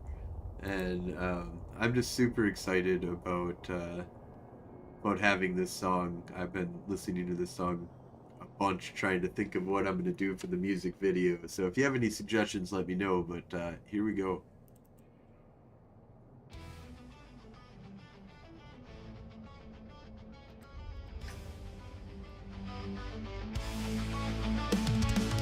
Out on the farm where factions collide, Frozen Fallout stands with pride. Faction warfare's his battleground, but he lifts up all voices around. Not just the fighters, but the whole UC, for traders, explorers, and builders of dreams. Frozen's bringing their stories alive. Each path, each pilot, every drive.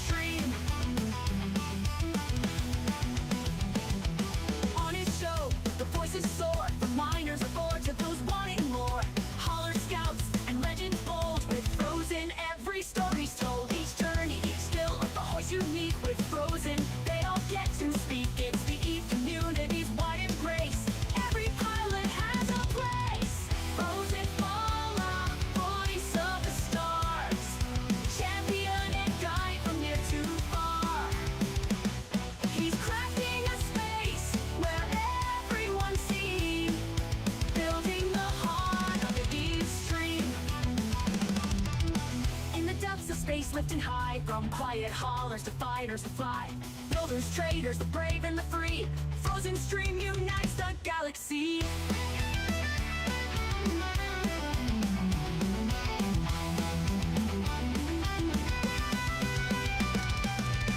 Russian warfare fierce and grand, but Frozen's reaching every hand. From builders to roamers, wide and strong, he's making a place where we all belong.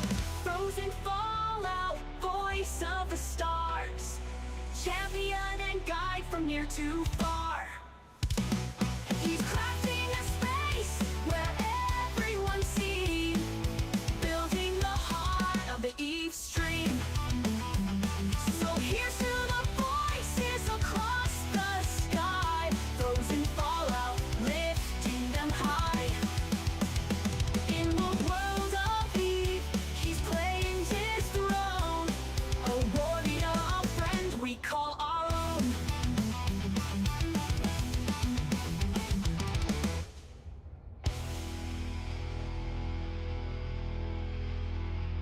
All right, well, there we go. Any comments, thoughts? Sounds like an anime intro, if you ask me. Oh yeah, I'm jealous as shit. I know. I mean, he's an amazing producer of music. He did Hoppy's theme song and stuff too, which is just incredible. He's a great talent, and I am just so jealous right now that you have your theme song. Like, I have a theme that's song. That's like big time now. Yeah, no, man, it's like I feel very special. You know, it really picked me up after Wednesday's really disappointing